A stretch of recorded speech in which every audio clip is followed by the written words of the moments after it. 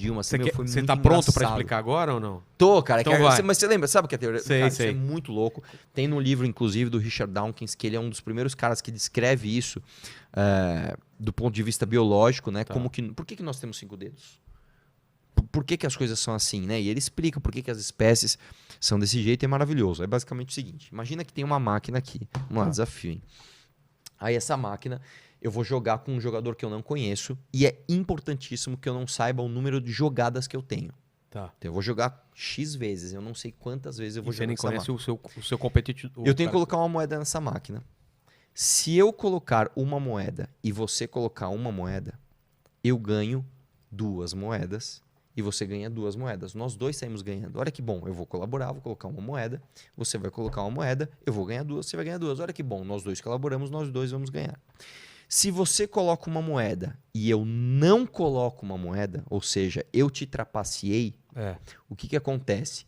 Você não vai ganhar a sua moeda e ela vai vir para mim. Então eu vou ganhar 3 moedas. Já tinha moeda lá, então? Não, esquece. É uma É uma coisa suposta. Eu não pus a moeda, eu te trapaceei. Você pôs a moeda. Eu ganho 3. E eu ganho 0. E aí é o terceiro ponto. Se você põe a moeda e eu não ponho, eu perco a minha moeda. Ou seja, nesse aspecto, o que acontece? Se nós dois cooperarmos no escuro, às cegas, eu não sei se eu vou com quem eu vou jogar. Você ganha menos. Nós dois ganhamos, mas ganhamos. Tá. E nós podemos ficar nesse jogo infinitamente. Se eu te trapaceio, a recompensa é muito maior. Eu vou ganhar o dobro. Só que se eu sou trapaceado, é muito ruim, porque eu vou perder a minha. Entendi. E aí, vamos supor que eu tenho um número... Isso é usado também na... Não, eu vou te explicar onde ela chega. Não, mas pelo que eu sei, é no lance de confissão, né? Os caras usam muito essa teoria do jogo. Depois eu te falo. De um cara premiar, se você entregar primeiro...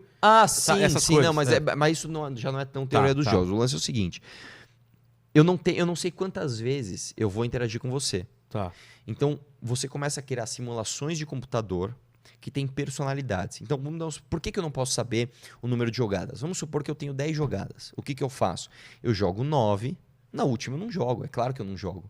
Por quê? Por que eu vou jogar o último? Por exemplo, pus moeda 9 vezes e ganhei as 9 vezes. Tá. Agora é a 10ª. Pra que eu vou pôr? Eu não ponho. Não vou arriscar.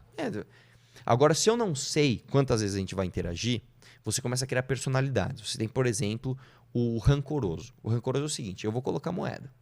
Se você me trapacear uma vez, eu nunca mais vou colocar. Eu sou rancoroso. Entendi. Aí você tem a outra personalidade, que é a que vai trapacear primeiro, que é o trapaceiro.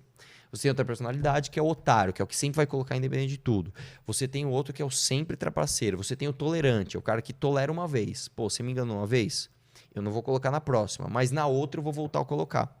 Te dei uma lição. E assim por diante. E aí, eles fazem uma simulação de quem ficou com mais moedas ao final de interações infinitas sobre todas essas personalidades, que tem várias. E qual é o... E uma coisa interessante é o seguinte, o otário é o que mais perde. Claro. Só que as personalidades que primeiro trapaceiam também perdem.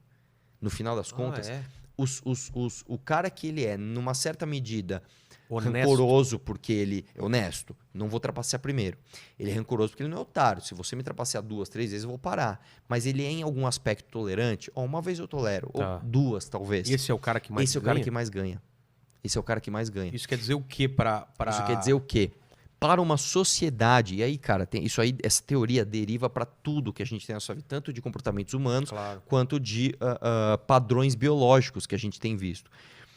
Para uma espécie funcionar, para uma sociedade funcionar, seja humana, seja de qualquer animal, essa teoria tem de estar em equilíbrio. Então, quando você pega, por exemplo, animais canibais, você nunca vai ter numa mesma espécie mais de 25%, por exemplo, desses animais cometendo canibalismo, senão a espécie se destruiria. Entendi. Então, ele vai explicando como isso sempre vai se equilibrando. E na teoria dos jogos é a mesma coisa para a nossa sociedade. Então, nós temos de ter... Esses personagens têm sempre.